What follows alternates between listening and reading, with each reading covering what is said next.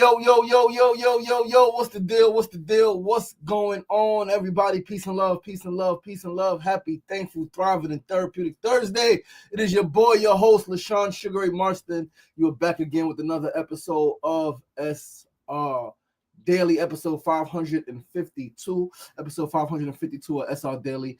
You know, we are here Monday through Fridays, 9 a.m. to 9:30 a.m.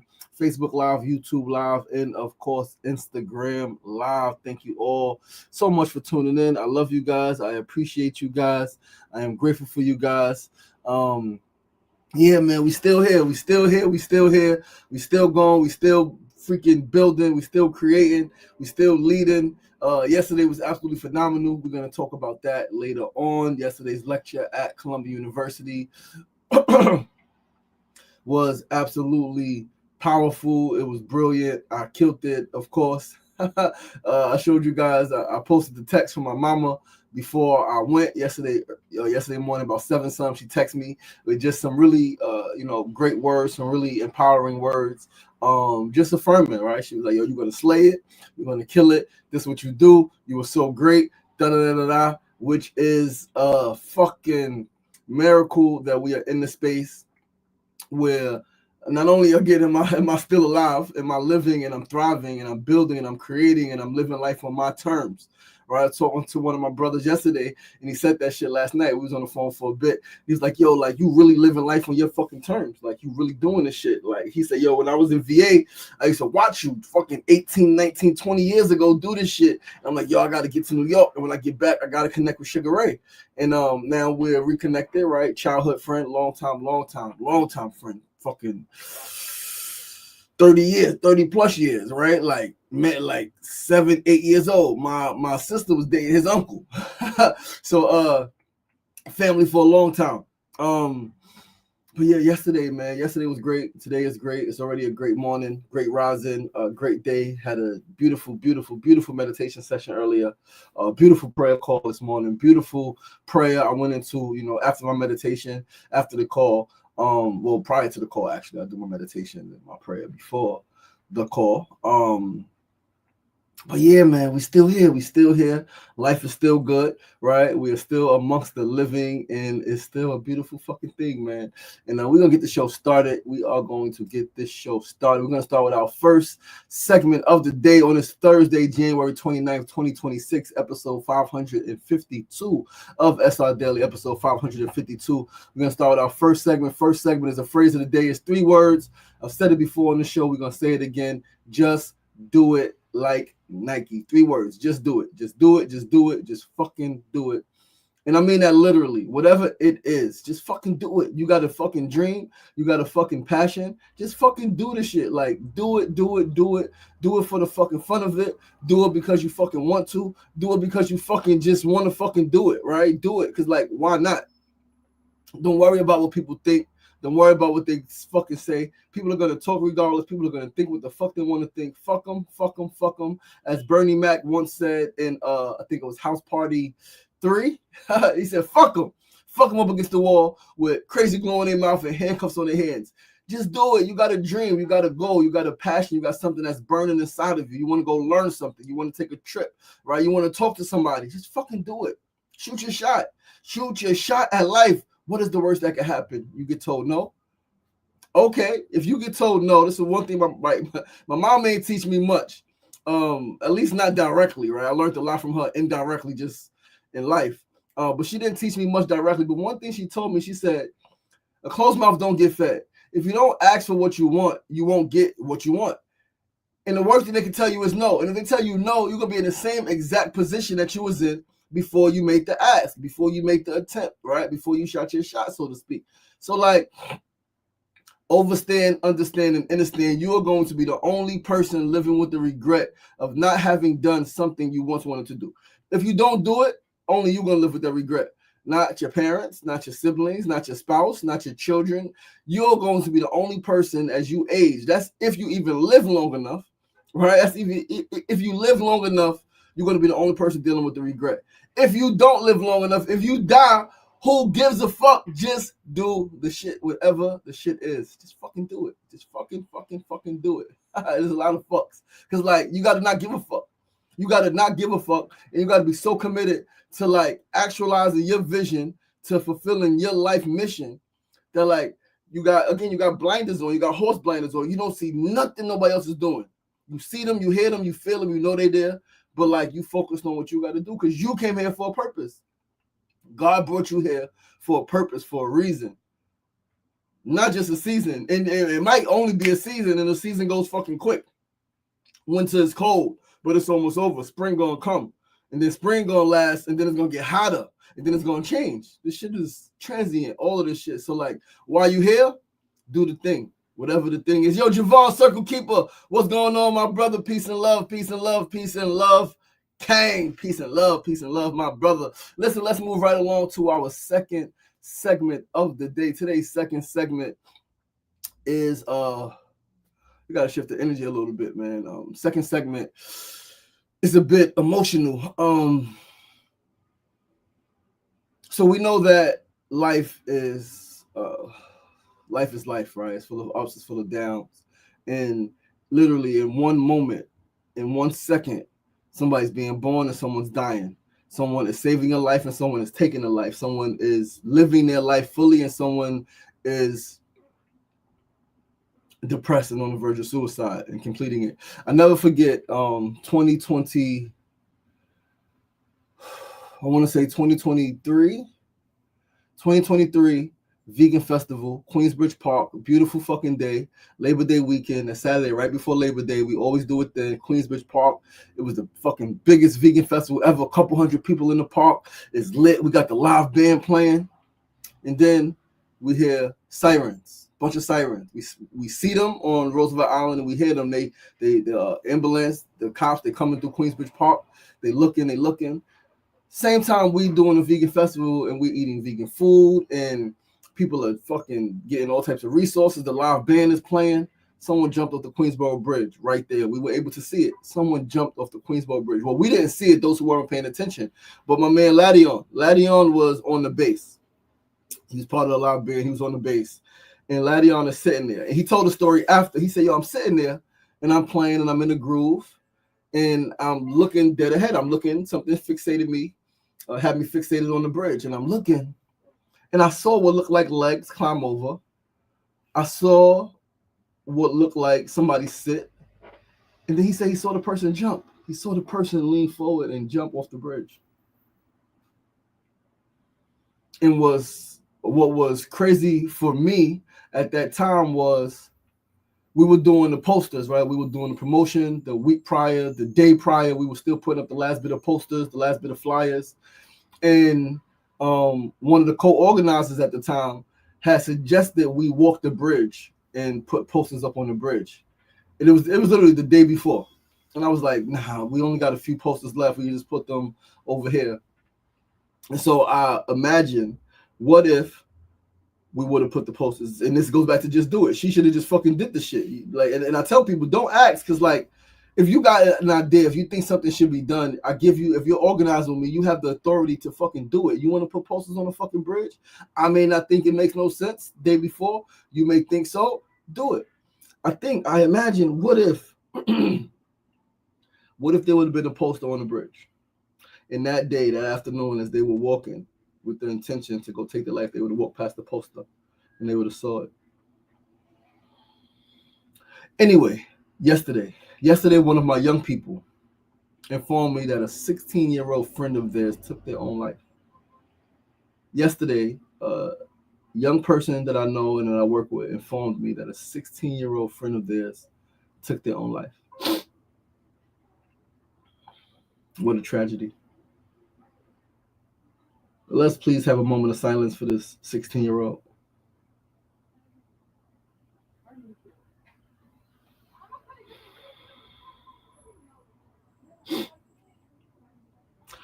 Do you know what has to be going through your mind and your heart for you to take your life at 16 years old?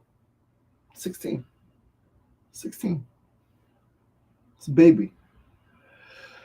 So let's talk youth suicide, because this is something that a lot of people don't want to talk about, but a lot of people, more of us, need to be talking about it. At 16 years old, someone took their life. Understand that for ages 10 to 24, suicide has increased by 62% from 2007 to 2021. 62%. It said, I forgot what percentage of high school students, but it was a high percentage of high school age students, young people, who seriously considered taking their life. Seriously considered taking their life. A few days ago, a childhood friend of mine, Todd, from Queensbridge, he had a birthday a few days ago. Todd took his life when we were teenagers. Todd took his life when we were teenagers.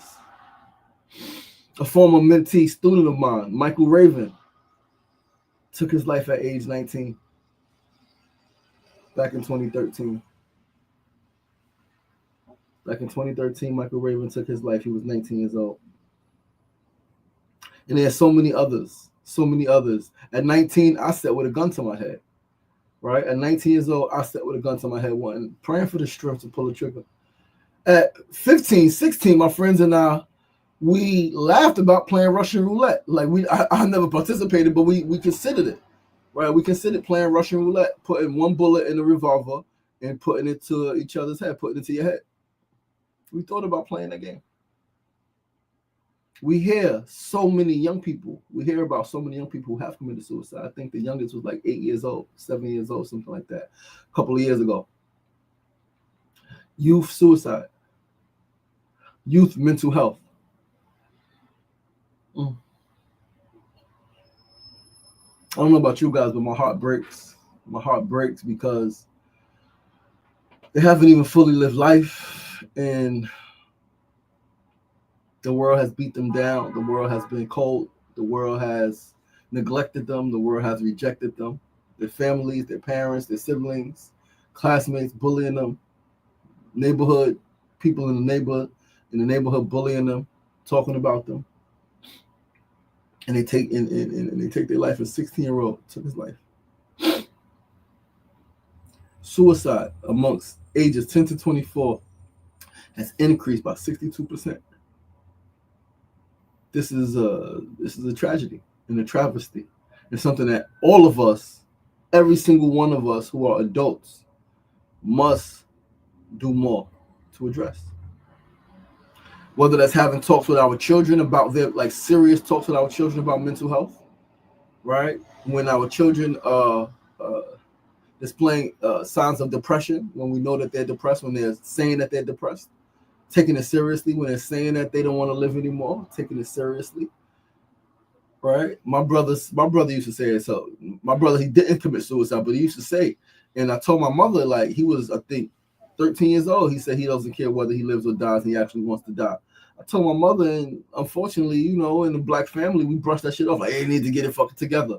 No, he got said he's fucking depressed, man. Like, whatever is happening, right? Like, everybody's situation is different, and you can't compare because two people could be in the same exact situation and they could process that shit differently.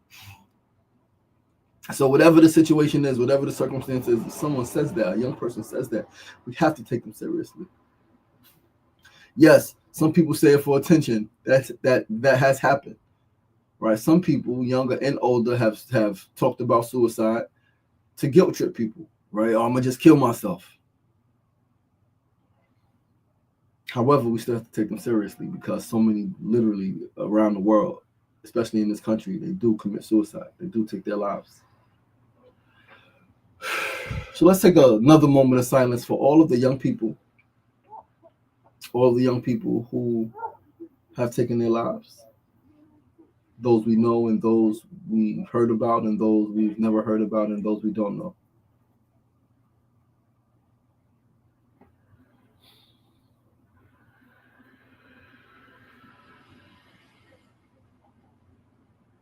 Let's take a moment of silence for all of our young people who right now are alive but are wishing they weren't alive, are contemplating suicide, are thinking about suicide, are depressed, feel unloved, feel unheard, feel unseen, feel unvalued.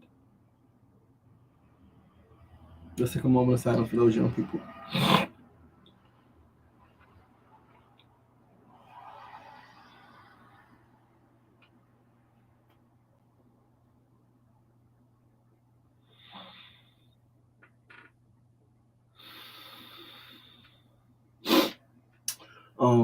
This is a very serious issue, guys. Like, let us figure out in our lives how we can do more, how we can show up more for our young people. For our young people, a lot of young people in this country right now are depressed. They feel hopeless. They feel helpless. Again, they feel unloved, unseen, unvalued, unheard. Right? They feel like they don't matter. They feel like their voice isn't important. They feel like nobody cares about them. They are bullied. Many are bullied. Many are talked about. Many are neglected. Many are abused at home. My depression as a youth came from, I wasn't bullied. I was abused at home. My dad passed, so there was emotional trauma. All right. My mama beat me with belts, physical trauma and abuse. Right. My sisters laughed at me when I cried. More emotional, mental abuse. Told me I shouldn't be fucking crying. Right. That made me not want to live. That made me contemplate every freaking day. I don't remember a day not thinking about going on that roof and jumping as a teenager growing up in Queensbridge. Regardless to what I did in the day, playing basketball, playing football, laughing with my friends, playing manhunt, like regardless to all of that shit, whatever trips we took, so many days. Again, I don't remember a day not, right? I'm sure there were days I probably just fell asleep. I didn't think about it, but most days, many days when I was up late, I would lay in that bed and I would envision writing that note, opening the door slowly, closing it slowly, and then running up to the roof and just running and jumping. That's why in my silent film, right, in my film Time Waits for No One, the film ends with the guy running up to the roof and then it cuts off. Right? You don't, it's a cliffhanger. Did he jump? Right? Did he commit suicide? Did he go up there just to get a breath of fresh air? Did he go up and come back? Right? You don't know, right? And I do want to fully develop that film from a short to a feature length, right? And I will fully develop that film as time moves on and we have the resources and the time to commit to filmmaking, right? But that was my vision for myself, going upstairs, running to the roof, and just jumping, flying, until it was one last bit of pain and then no more pain ever. Because like the emotional pain I felt as a youth, being beat by my mama and not having my daddy there to protect me, not having my daddy there to love me, to guide me, to hold me, being told I shouldn't be crying. My daddy passed. Then at 14, my older sister passed. Like, I can't cry.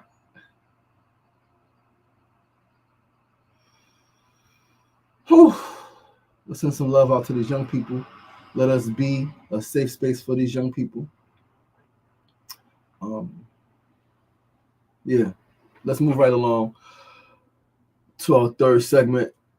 TJ, what's going on? What's going on? Sosa, what's going on?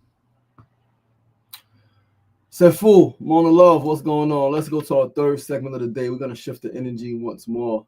Third segment is our tip of the day. Today's tip is a reminder. Your gift will make room for you. Your gift will make room for you. If you got a gift and you work at that shit relentlessly, you work at that shit religiously, you work at that shit passionately, you work at that shit sincerely, like you are really, really, really sincere about opening your gift for the world, about unwrapping your gift for the world to benefit for you. Because when you open your gift, it's about you becoming the best that you could be, you becoming the most that you could possibly become. And in doing that, right, and you becoming the best that you could possibly be, and you becoming the most that you could possibly be, the world benefits. It's a direct correlation between your light, between your success, between your happiness, between your bliss, between your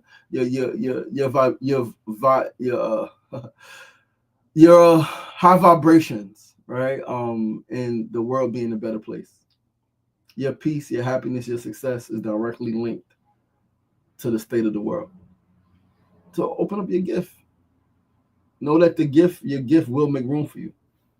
Your gift will make room for you. The world will open up for you when you passionately and sincerely move forward with your gift, with intention just to become the best version of yourself that you could possibly become.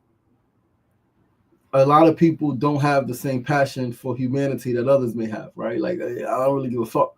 It's okay, because even if you don't really give a fuck, if you give a fuck about yourself, if you give a fuck about you actualizing yourself and again living yourself, like becoming the best version of you that you could possibly be, that's really the best thing you could do for the world. They said, yo, how do we change the world? We change ourselves. How do you save the world? You save yourself. How do you liberate the world? By liberating yourself. You are part of the world. You are not separate. You are not someone who has to work on the world. All you have to do is go to work on yourself. Go to work on yourself, right? The ideas that you have, because when you have big ideas, right, like they're not just for you, they're for other people. So like you create a company, right? You create an organization, you create something, a movement, you build a movement, and other people get involved. You're able to employ people, you're able to bring people in, you're able to educate people. By you becoming the most that you could possibly be, you have a direct impact on the fucking rest of the people in the world, right? Like near and far, young and old, right? Like, so like build some shit. Do that shit. Again, like the fucking phrase of the day, just fucking do it. Just do it. Just do it. Just do it. Your gift will make room for you. The pursuit of your higher self, the attraction, the manifestation of all that is good within you will indeed lead to your destiny. This shit will open up like a motherfucking part of the Red Sea. I promise you it will. Trust your process. Trust the vision that God gave you. Trust the vision that you have in your heart. Trust the vision that you've always had in your spirit, and trust the vision that's always been at the front of your fucking mind. How you see yourself, and like, go get that shit, man. Let's move right along to our fourth and final segment before we get out of here. Today's fourth segment, of course, is our build of the day. Today's build of the day is on similar, right? Your gift, but it's working at something long enough, you'll get good at it. If you work at something long enough, if you are persistent, again, if you are resistant, if you are resilient, if you are passionate, if you are dedicated and determined and open-minded and open-hearted, you freaking work at the shit long enough, you will get good at it. Yesterday, I killed the speech. I killed the lecture at Columbia University. Columbia University School of Social Work.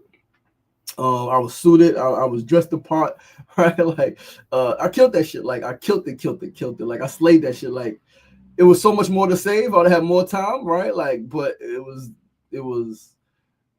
everything was said. Everything was said. Again, like, standing ovation, professor satisfied, student satisfied, asked me questions, deep questions, so many questions, we had to stop the questions because the other professor was coming in the room, right? I had to stop talking because the other professor was at the door. Stop questioning because he was in the room and other students for the next class was coming in, right? Follow me in the hallway, chatting, talking. I'm like, y'all gotta use the restroom, talking. I go use the restroom, I come back, students are still there waiting to talk to me, to ask me questions. All right, leaving, like, you know, like, you going to the train? Yo, can I walk with you and talk with you, please? Sure, come on.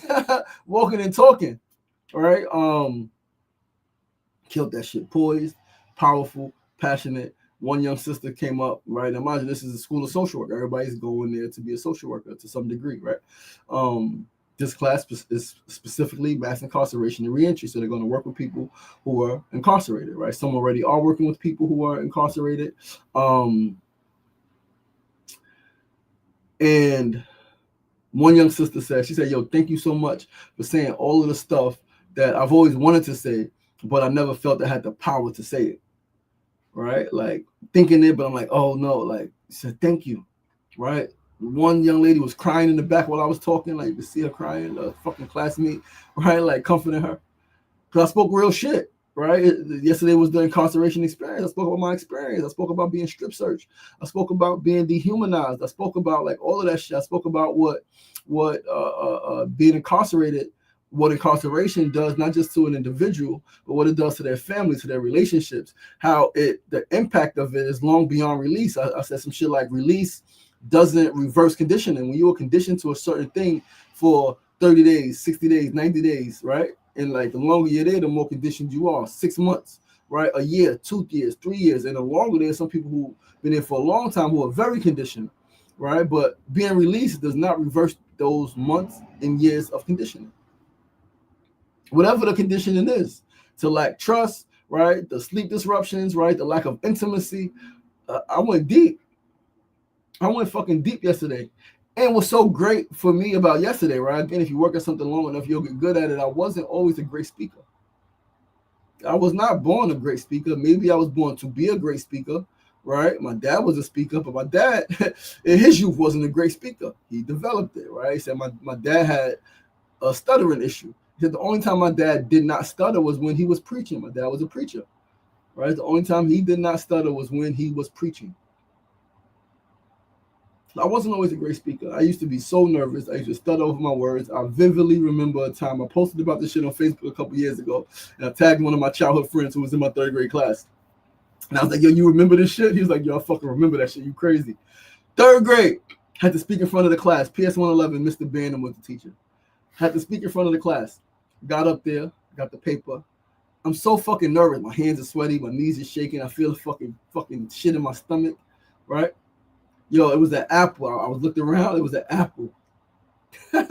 I grabbed the apple and threw that shit so hard in the back of the class. Classmates ducked. That shit hit the fucking, I think the closet was back there. That shit hit that shit. That shit fucking bust. I got in trouble. I would rather, at that point in my life, I would rather get in trouble than speak in front of my classmates. It's not like random people, strangers. I was in class with them, and I was in class. It may have been a couple of months into the school year. Right? This is my classmates. This is my peers. But I would much rather get in trouble than speak in front of anybody. But you know what happened? At some point, I realized that I wanted to be a speaker. At some point, I realized that I didn't like how that felt. I don't remember when, I don't remember how, but I didn't like how that felt. And I remember, like, around the same time, 7 years old, that's 8 years old, 7 years old, I got the Watch and Heal the World. I'm like, yo, that's what I want to do in my life. I don't make the correlation at that age, right? But at some point, I was like, yo, I don't like not being a great speaker. So I took speech classes. I didn't take like speech impediment class. I took fucking the art of public speaking classes in high school, in college. I wanted to be a public speaker. I knew it. Even when I was hustling, I was selling drugs, and I'm like, I'm taking these speaking classes. I'm taking these art classes, these acting classes, these drama classes, these theater classes. I took theater class. All right? Drama classes, always, right? Like, communication arts, right? How to be an effective communicator. I took those classes. I took all of the fucking classes. And now today, I'm a fucking great speaker. According to my elder, Robert Harvey from Queensbridge, he said I'm the best speaker in the fucking world. Robert Harvey said years ago, he said, you are the best speaker in the world. He said, I've heard Malcolm, I've heard Dr. King, I've heard all of these different people. He said, you are the best speaker in the world. I said, wow, really? He said, yeah, he said, you. He said, because like, yeah, he said a lot. Harvey's always pouring into me. I need to go see my man. My man, he'd be pouring into me like a motherfucker. In 2020, Ernie Brooks is a local Long Island City activist. Ernie Brooks is a famous guitarist. He was part of a pretty famous band back in the days. In 2020, I gave a talk. During we organized. I organized with some other people. We organized the social unrest for change demonstration. We spoke at Queensbridge. We walked to we blocked the traffic at the bridge, right? Both entrances of Queensboro Bridge when George Floyd was killed. I gave a talk, right? I was the keynote featured speaker. Ernie Brooks said he hadn't heard anyone orate like that since he heard Dr. King when he was a young boy. He said, yo, as a young boy, I heard Dr. King. I heard Dr. King speak in Alabama. That's where I'm from. He said, I hadn't heard somebody orate like that, like you just did, since Dr. King. I'm a great fucking speaker now, but I wasn't always. And so I worked at that shit. So if you want to get good at something, right? If you want to be better at something, work at that shit. And if you work at it long enough, if you are serious about it, right? If you're passionate about it and sincere, you will get good at it. You will get good at it, and then the world's gonna open up and you'll be able to do it at a high level. All right. So yeah, man, guys, with that, that's our show. That is our show for this Thankful, Thriving, and Therapeutic Thursday. Thursday, January 29th, last Thursday of the month. Next Thursday is Black History Month, right? Sunday is the first. Sunday is Black History Month. Safu posted a video yesterday about Black History Month. I shared that on my Facebook. Shout out to the brother. But yeah, man, thank you so much for tuning in. Once again, I'm your boy, your host, LaShawn Sugar Ray Marston. It's SRDaily, episode 552. Please do join us tomorrow as we close out week 111 with episode 553. I love you guys. I appreciate you guys. Again, tomorrow, same time, same place, 9 a.m. to 9:30 a.m. Facebook Live, YouTube Live, and of course, Instagram Live. Remember, it ain't getting knocked down. That's the problem. It's staying down. So get up! Get up! Get up! The power is in you. As always, be kind to yourself. Be kind to each other. Peace and love.